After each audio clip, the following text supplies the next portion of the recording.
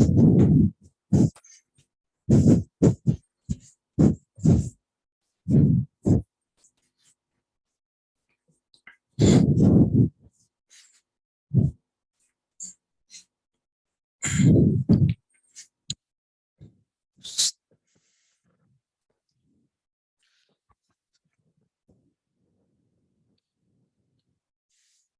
evening, all of you.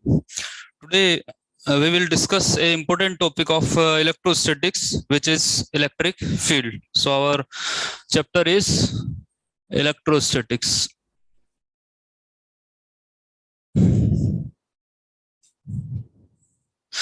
Electrostatics में हम आज क्या डिस्कस करने जा रहे हैं? Electric field. देखिए, इलेक्ट्रिक फील्ड क्या होता है? जब अपन ने चैप्टर शुरू किया था तब भी हमने बताया था चार्ज के बारे में कि चार्ज जो है वो इलेक्ट्रिक फील्ड प्रोड्यूस करता है। तो किसी चार्ज के अराउंड या चार्ज के अराउंड वो रीजन जिसमें कोई दूसरा जो चार्ज है वो क्या फील करे, क्या एक्सपीरियंस करे, electrostatic force. Means we can write the definition, region around a charge in which another charge experience an electrostatic force.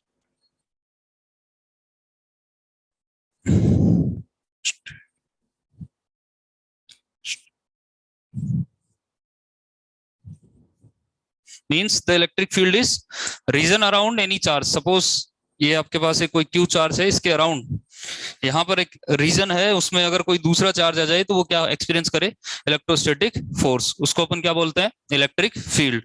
अब इस इलेक्ट्रिक फील्ड की वैल्यू को डिफाइन करने के लिए हम एक और टर्म यहाँ पर डिफाइन करेंगे जिसको अपन क्या बोलते हैं, electric field intensity. Electric field intensity.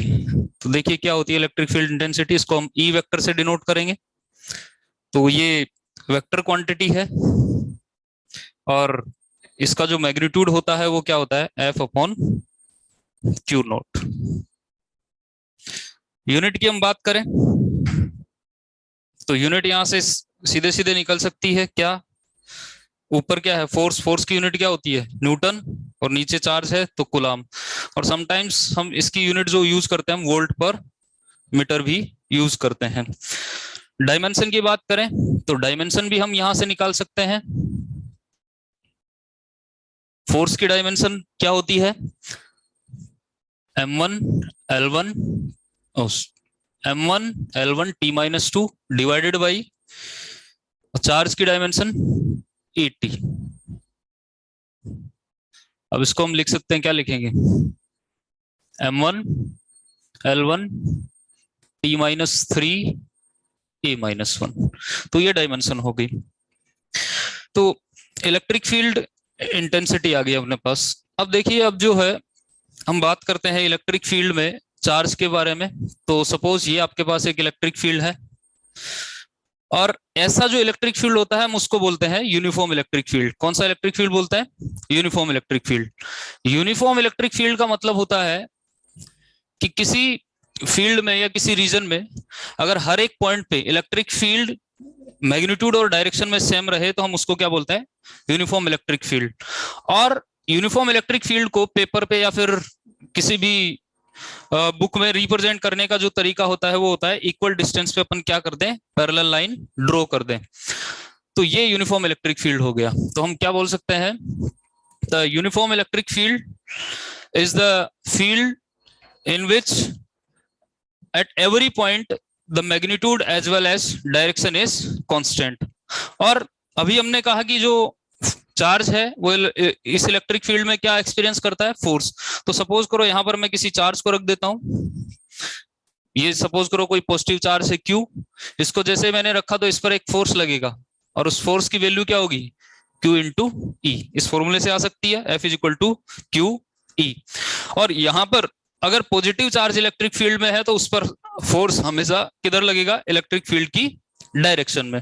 But इसकी जगह अगर कोई नेगेटिव क्यू चार्ज हो तो नेगेटिव क्यू चार्ज पे इलेक्ट्रिक फील्ड में जो फोर्स लगता है वो किधर लगता है, अपोजिट टू इलेक्ट्रिक फील्ड। तो इस डायरेक्शन में फोर्स आएगा, तो F vector is equal to minus of q E vector, ये हम यहां पर लिख सकते हैं।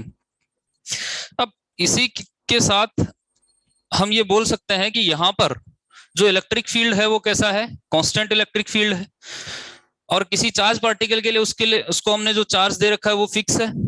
तो यहां पर एक कैसा फोर्स लग रहा है, कांस्टेंट फोर्स लग रहा है, और इस फोर्स को न्यूटन के अकॉर्डिंग हम लिखे तो क्या लिख सकते हैं, F is equal to m a. तो यानी कि अगर किसी चार्ज को हम किसी इलेक्ट्रिक फील्ड में छोड़ दें तो छोड़ते उस पर जो फोर्स वर्क करेगा उस फोर्स से ये क्या हो जाएगा, एक्सेलरेट हो जाएगा, और उस एक्सेलरेशन की वैल्यू क्या आएगी, तो उस फोर्स को हम किसके इक्वल कर देंगे, एम ए के। तो क्या आएगा, m a is equal to q e. तो यहां से एक्सेलरेशन आ जाएगा a is equal to q e by m. यहां पर इलेक्ट्रिक फील्ड कांस्टेंट है, Q और M ये फिक्स है किसी पार्टिकल के लिए। तो इस वाली कंडीशन में ये जो एक्सेलरेशन आया हमारे पास, कैसा एक्सेलरेशन आया है, कांस्टेंट। और जब एक्सेलरेशन कांस्टेंट हो तो हम इस चार्ज पार्टिकल के मोशन पर क्या लगा सकते हैं, इक्वेशन ऑफ मोशन को हम यहां पर क्या कर सकते हैं, यूज कर सकते हैं, क्योंकि यहां पर एक्सेलरेशन क्या है, कांस्टेंट। और हमने पढ़ा है कि जब एक्सेलरेशन कांस्टेंट होता है तो हम वहां पर न्यूटन की इक्वेशन ऑफ मोशन हम या इक्वेशन ऑफ मोशन हम क्या कर सकते हैं, यूज कर सकते हैं। अब इसी पे बेस्ड हम कुछ पॉइंट्स लेते हैं और उनको डिस्कस करते हुए चलते हैं, तो सब कुछ क्लियर होता चलेगा।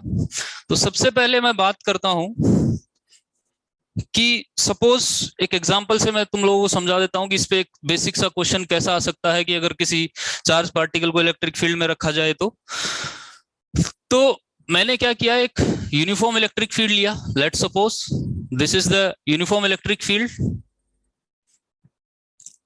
एंड मैंने यहां पर एक प्रोटॉन को रिलीज कर दिया। किसको रिलीज कर दिया, प्रोटॉन को।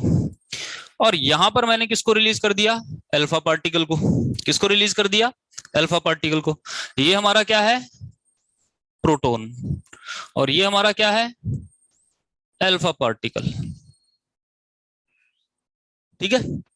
और हमसे पूछा जाए what is the ratio of acceleration of alpha acceleration of proton to acceleration of alpha particle. तो अभी मैंने बताया सिंपल सा, उस कॉन्सेप्ट को यूज करते हुए हम क्या कर सकते हैं, एक्सेलरेशन ऑफ प्रोटॉन क्या होगा, charge on proton into E divided by mass of proton। Acceleration of alpha particle क्या होगा, charge on alpha particle into E divided by mass of alpha particle. Ratio निकालना है, हम इनको क्या कर देंगे, डिवाइड कर देंगे। डिवाइड करेंगे तो हमारे पास क्या आएगा, QP E divided by MP into M alpha divided by Q alpha into e. E से ई क्या हो जाएगा, कैंसिल हो जाएगा, ई तो बचेगा ही नहीं। अब पार्टिकल की नॉलेज आपको होनी चाहिए, तो एम अल्फा जो है means mass of alpha particle will be 4 times of mass of proton, and charge of alpha particle Q alpha वो कितना होता है, this is 2 times of charge of proton. अगर हम प्रोटॉन पे जो चार्ज प्लस ही लेते हैं तो इस पे कितना हो जाएगा, 2e। तो यहां से हम इनको पुट करें तो QP को हम QP ही लिख देते हैं, इनटू एम अल्फा को हम क्या लिखेंगे, 4 times of mass of proton divided by, यहां से फिर नीचे MP मास ऑफ प्रोटॉन को ऐसे कैसे लिख देते हैं, और Q alpha charge of alpha particle, this is 2 times of charge on proton. तो QP से QP कैंसिल हो जाएगा, MP से MP कैंसिल हो जाएगा, 2 से ये 4 कैंसिल करेंगे तो कितना आ जाएगा, 2। तो फाइनली रेशियो क्या आ गया, 2:1। हमारे पास रेशियो क्या आ गया, 2:1। अब नेक्स्ट एग्जांपल हम देखते हैं, इसी पे बेस्ड इसी कॉन्सेप्ट पे हम कुछ प्रॉब्लम डिस्कस करते हैं, जिनमें देखो सबसे पहले मैं बात कर लेता हूं कि एक यूनिफॉर्म इलेक्ट्रिक फील्ड में सिंपल पेंडुलम को अगर हम लेके आए तो उसके टाइम पीरियड पे क्या इफेक्ट आता है, मींस मैं यहां पर सिंपल सा बोल सकता हूं simple pendulum problems. Simple pendulum क्या होता है कि सपोज ये रिजिड सपोर्ट है, उससे मैंने कोई स्ट्रिंग को क्या कर रखा है, अटैच कर रखा है, और उसके दूसरे एंड पे मैंने एक मास अटैच कर दिया m। ये हमारा स्ट्रिंग हो गया, और इस मास को हम सिंपल पेंडुलम जब लेते हैं, सिंपल पेंडुलम में इस मास को हम क्या भी बोलते हैं, बॉब भी बोलते हैं। ये स्ट्रिंग है, ये मास m है, और इसकी लेंथ अगर l है, तो हमने पढ़ा है कि इसका जो टाइम पीरियड आता है वो कितना आता है, 2 पाई रूट l अपॉन जी। और इस फॉर्मूले में हमने देखा था this is not depends on mass of particle. ये यहां जो पेंडुलम में ये मास m है, इसके मास ये पार्टिकल है, इसके मास m पर ये डिपेंड नहीं करता है। ये तो होगी सिंपल बात कि जब यहां पर हमने कोई इलेक्ट्रिक फील्ड नहीं लगाया। अब हमारे पास डिफरेंट डिफरेंट केसेस हैं। पहला केस मैं लेता हूं कि अगर इसी पेंडुलम को, जिसकी स्ट्रिंग की लेंथ l है और ये मास m है, और मैंने इसको कोई चार्ज q दे रखा है, मैंने इसको कोई चार्ज q दे रखा है, और इसको मैं ऐसे इलेक्ट्रिक फील्ड में ले जाऊं जो डाउनवर्ड ऐसे वर्क कर रहा है, और ये हमारा इलेक्ट्रिक फील्ड यूनिफॉर्म है। यहां पर हम यूनिफॉर्म इलेक्ट्रिक फील्ड की बात कर रहे हैं। तो अब हम इस मास m की बात करें तो मास m पर कितने फोर्स आएंगे देख लेते हैं। इसके मास की वजह से नीचे क्या आएगा, mg। और साथ ही अभी हमने पढ़ा कि किसी चार्ज को इलेक्ट्रिक फील्ड में अगर ले जाए तो उस पर एक इलेक्ट्रोस्टैटिक फोर्स लगता है, और अगर पॉजिटिव चार्ज है तो वो किधर लगेगा, किधर लगेगा, इन डायरेक्शन ऑफ इलेक्ट्रिक फील्ड। तो इस पर एक और फोर्स एक्ट करेगा जिसको हम क्या बोलेंगे, QE, वो भी क्या होगा, डाउनवर्ड होगा। तो यहां हमने जी इफेक्टिव निकालना सीख रखा है। तो इस वाले केस में अगर मैं इस पेंडुलम के लिए जी इफेक्टिव की वैल्यू निकालना चाहूं तो वो क्या आएगी, जी किससे इंक्रीज हो जाएगा, कितने से इंक्रीज हो जाएगा, QE बाई m से। तो जी इफेक्टिव हमारा क्या आ जाएगा, G plus QE by m। और टाइम पीरियड अगर हम यहां पर लिखा जाएगा अब T डैश, तो वो क्या होगा, 2 pi root L by g effective. तो जी इफेक्टिव की वैल्यू यहां पर रख दीजिए, तो T डैश हमारे पास क्या आ जाएगा, 2 pi root L upon g plus QE by m। तो अब इस वैल्यू को अगर हम देखें तो यहां पर हमें क्या दिख रहा है कि यहां पर जो इसका टाइम पीरियड T डैश आया है, T डैश छोटा है या बड़ा आया उस T से, देखिए नीचे वाली वैल्यू क्या हो गई है, इंक्रीज हो गई है। तो T डैश की वैल्यू क्या हो गई, कम हो गई। इसका मतलब यहां पर अगर हम इस पेंडुलम पर डाउनवर्ड इलेक्ट्रिक फील्ड लगाएंगे तो उस वाली कंडीशन में हमारा टाइम पीरियड क्या हो जाएगा, डिक्रीज हो जाएगा। क्या हो जाएगा, डिक्रीज। चलिए इसी पेंडुलम का दूसरा केस हम लेते हैं कि अगर हम direction of electric field change कर दें। तो सपोज ये आपका पेंडुलम है, इसकी लेंथ l है और ये मास m है, और इस पे चार्ज क्या है, q। अगेन मैंने इस पे इसको इलेक्ट्रिक फील्ड में रखा है, बट ये वाला जो इलेक्ट्रिक फील्ड है अब पहले वाले के अपोजिट लग रहा है, मतलब ये किधर लग रहा है, अपवर्ड डायरेक्शन में लग रहा है। अपवर्ड डायरेक्शन में अगर ये इलेक्ट्रिक फील्ड लग रहा है तो अब फिर से इस पर वही फोर्स हम चेक करेंगे। मास की वजह से mg क्या आ जाएगा, डाउनवर्ड, चार्ज पॉजिटिव है, इलेक्ट्रिक फील्ड की डायरेक्शन में फोर्स, तो QE किधर चला जाएगा, किधर लगेगा, ऊपर की तरफ। अब आइए यहां पर जी इफेक्टिव निकालते हैं, क्योंकि टाइम पीरियड हम क्या लिखते हैं, 2 pi root L by g effective. यहां पर जी इफेक्टिव कितना आएगा, जी में जी कम हो जाएगा, कितने से कम हो जाएगा, QE बाई m से। अब यहां पर टाइम पीरियड T डैश अगर निकालें तो वो क्या आ जाएगा, 2 pi root L upon G effective की वैल्यू रखें G minus QE by m। यहां पर डिनोमिनेटर क्या हो गया, डिक्रीज हो गया।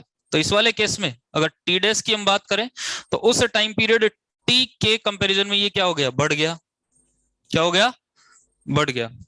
तो यहां पर टाइम पीरियड क्या हो गया, इंक्रीज हो गया। टाइम पीरियड क्या हो गया, इंक्रीज हो गया। तो ये दो केस थे जिसमें हमने इलेक्ट्रिक फील्ड को एक बार डाउनवर्ड लगाया और एक बार क्या लगाया, अपवर्ड लगाया। अब थर्ड केस, अब पेंडुलम को हम फिर इसी पेंडुलम का हम थर्ड केस ले सकते हैं कि थर्ड जो है वो क्या है कि सपोज ये जो पेंडुलम है इसको मैं इस तरीके से रखता हूं, एल इसकी स्ट्रिंग लेंथ, और इस पर इलेक्ट्रिक फील्ड की डायरेक्शन ना तो अपवर्ड है ना डाउनवर्ड है। मैंने इस बार कैसे लगा दी, कैसे लगा दी, हॉरिजॉन्टल डायरेक्शन में, इस डायरेक्शन में मैंने इलेक्ट्रिक फील्ड को लगा दिया है। तो यहां पर फिर से हम फोर्स का एनालिसिस करते हैं, तो इसके मास की वजह से नीचे की तरफ कितना फोर्स आएगा, mg, कितना फोर्स आएगा mg। इस पे चार्ज क्यों है, इलेक्ट्रिक फील्ड किधर लग रहा है, इस डायरेक्शन में, तो इस पर फोर्स किधर लगेगा, इसी डायरेक्शन में। इस फोर्स की वजह से, इस फोर्स की वजह से ये क्या हो जाएगा, यहां थोड़ा डिस्प्लेस हो जाएगा और अपनी मीन पोजीशन को चेंज कर लेगा और यहां पर आ जाएगा। अब इस वाली कंडीशन में हम इस पे नेट फोर्स देखें तो ये mg और ये क्या लग गया हमारे पास, QE। अब हमारा पेंडुलम जो बोब है इसका वो यहां आ चुका है, QE इधर लगेगा, mg इधर लगेगा। तो नेट फोर्स इस पर टेंशन के अपोजिट इक्विलिब्रियम में आने के लिए कितना लगेगा, F is equal to root of mg का स्क्वायर प्लस QE का होल स्क्वायर। और इससे भी हम फिर से क्या कैलकुलेट कर सकते हैं, जी इफेक्टिव कैलकुलेट कर सकते हैं। वो कितना आ जाएगा, एफ में एफ को एम से डिवाइड कर देंगे तो कितना आएगा बताइए, root of G square plus QE by M का होल स्क्वायर। तो again the time period T dash will be 2 pi root L upon G effective. तो T dash is equal to G effective की direct रख देता हूं मैं value, तो कितना आ गया, under root G square plus QE by M का होल स्क्वायर। अगेन यहां पर टाइम पीरियड क्या हुआ है, इंक्रीज हुआ है डिक्रीज हुआ है, यहां पर भी टाइम पीरियड क्या हुआ है, डिक्रीज हुआ है। तो T dash is less than T, तो टाइम पीरियड क्या हो गया, डिक्रीज हो गया। तो इस तरीके से हम देख सकते हैं कि इलेक्ट्रोस्टैटिक में अगर हम चार्ज को रखते हैं तो कई सारी प्रॉब्लम्स बन सकती हैं, पेंडुलम से रिलेटेड हो सकती हैं, चार्ज के मोशन से रिलेटेड हो सकती हैं। मोशन को हमने पढ़ ही रखा है। अब हम आते हैं किस पे, कि जैसे हमने सिंपल पेंडुलम लिया वैसे ही हम एक और सिस्टम ले सकते हैं जिसको अपन क्या बोलते हैं, spring mass system. Spring mass system आप जानते हैं कि सपोज ये रिजिड सपोर्ट है जिनके साथ मैंने एक स्प्रिंग को अटैच कर रखा है, ये हमारी स्प्रिंग है और इसके साथ मास m मैंने कनेक्ट कर रखा है। स्प्रिंग हम यहां पर कैसे लेके चल रहे हैं, मासलेस, हम इसका मास कंसीडर नहीं कर रहे हैं। इसका स्प्रिंग कांस्टेंट सपोज करो क्या है, k है। तो आपने इस मास m को इसके साथ अटैच कर रखा है जिसके ऊपर सपोज कितना चार्ज है, q चार्ज है, और इसको मैंने इलेक्ट्रिक फील्ड E में रख रखा है। किस में रख रखा है, इलेक्ट्रिक फील्ड E में रख रखा है। तो पहले ये इलेक्ट्रिक फील्ड इस Q पर क्या लगाएगा, फोर्स लगाएगा, जिससे ये डिस्प्लेस होगा, और जब ये इक्विलिब्रियम में आ जाएगा तो ये QE फोर्स किसके इक्वल हो जाएगा, स्प्रिंग फोर्स के इक्वल। स्प्रिंग फोर्स हमने पढ़ा है क्या होता है, spring force F is equal to KX। और वो फोर्स क्या कोशिश करता है, स्प्रिंग को वापस अपनी ओरिजिनल पोजीशन में लाने की, या फिर हम बोल सकते हैं कि स्प्रिंग पर फोर्स इस तरीके से लगता है कि स्प्रिंग की लेंथ ओरिजिनल लेंथ के इक्वल होने की कोशिश करे। तो इस मास पर, m मास पर जो स्प्रिंग फोर्स लगेगा वो F किधर लगेगा, F स्प्रिंग इस डायरेक्शन में। तो जब ये इक्विलिब्रियम में होगा तो ये दोनों बैलेंस रहेंगे। तो F spring Q is equal to F spring, और F स्प्रिंग क्या होता है, Q is equal to KX। तो यहां से हम किसकी वैल्यू फाइंड कर सकते हैं, X की। X क्या है, एक्सपेंशन इन स्प्रिंग, और वो कितना आ जाएगा, कितना आ जाएगा, QE बाई K। आपसे पूछा जाए कि बताओ स्प्रिंग ने कितना एनर्जी स्टोर किया, या stored energy in the spring U is equal to कितनी होगी, तो आप जानते हैं U is equal to half K X square. X की वैल्यू यहां से रख सकते हैं तो कितनी आ जाएगी, 1/2 K QE बाई K का होल स्क्वायर। ठीक, स्प्रिंग मास सिस्टम का अगर टाइम पीरियड हम देखें तो time period T is equal to क्या होता है, 2 पाई रूट m बाई के की जगह हम के इफेक्टिव भी ले सकते हैं जब नंबर ऑफ स्प्रिंग्स एक से ज्यादा हो। तो t is equal to 2 pi root m by K. यहां पर हम देख सकते हैं कि जो टाइम पीरियड है वो एक्सटर्नल फोर्स पर डिपेंड नहीं कर रहा है। तो यहां पर जो एक्सटर्नल फोर्स आया ड्यू टू इलेक्ट्रिक फील्ड कितना क्यू ई, उस पर भी ये टाइम पीरियड डिपेंड नहीं करेगा। तो यहां पर जो नया टाइम पीरियड टी डैश आएगा वो किसके बराबर ही आएगा, टी के बराबर ही आएगा। ठीक है, तो टाइम पीरियड के बारे में बात होगी, हमने पेंडुलम भी ले लिया और स्प्रिंग मास सिस्टम भी ले लिया। अब चलिए हम एक काम करते हैं, एक चार्ज पार्टिकल को फ्री स्पेस में इक्विलिब्रियम में करते हैं in presence of electric field. तो सपोज आपके पास एक चार्ज Q है, क्या है, चार्ज Q है और उसका मास m है, तो इस पर mg डाउनवर्ड लगेगा। और यहां अगर ये इक्विलिब्रियम में है तो इस पर एक और फोर्स होना चाहिए जो इसको क्या कर सके, बैलेंस कर सके। तो एक और फोर्स यहां पर हम इलेक्ट्रिक फील्ड की वजह से मानेंगे तो वो किधर लगना चाहिए, ऊपर, और इलेक्ट्रिक फील्ड लग रहा है तो mg नीचे की तरफ, QE ऊपर की तरफ, बैलेंस हो जाएगा। तो QE बराबर क्या आ जाएगा, mg। तो जो यहाँ स्पेस में अप्लाइड इलेक्ट्रिक फील्ड है वो कितना हो जाएगा, mg बाई q। सपोज ये मैंने इसी में सेकेंड पार्ट में इसी का मैंने इलेक्ट्रिक फील्ड क्या कर दिया, डाउनवर्ड कर दिया, इस Q चार्ज पर इलेक्ट्रिक फील्ड डाउनवर्ड कर दिया, तो ये नीचे की तरफ एक्सेलरेट होने लग जाएगा। और तुमसे पूछा जाए व्हाट इज एक्सेलरेशन, तो हम यहां पर क्या लिख सकते हैं बताओ। पहले तो फोर्स हम लिख लेते हैं इस पर, चार्ज Q पर जिसका मास m है, नीचे की तरफ क्या आ रहा है mg, और इस इलेक्ट्रिक फील्ड जो कि डाउनवर्ड है इसकी वजह से इस पर एक और फोर्स आ जाएगा, वो कितना आ जाएगा QE। तो F नेट जो है वो किसके इक्वल होगा, m a के इक्वल होगा, और F नेट कितना होगा, mg plus QE is equal to m a। और ऊपर वाले केस में हम देख सकते हैं QE किसके इक्वल है, mg के, तो mg plus mg is equal to क्या आ जाएगा, ma। तो यहां से कैलकुलेट करेंगे तो a इज इक्वल टू क्या आ जाएगा, 2g। तो ये था हमारा एक कांस्टेंट इलेक्ट्रिक फील्ड में चार्ज पार्टिकल पे जो बेसिक क्वेश्चन बनते हैं, छोटे छोटे क्वेश्चन बनते हैं जो एग्जाम के पॉइंट ऑफ व्यू से इंपॉर्टेंट है, वो मैंने करवा दिए हैं। ओके, बाकी देखेंगे। Thank you very much.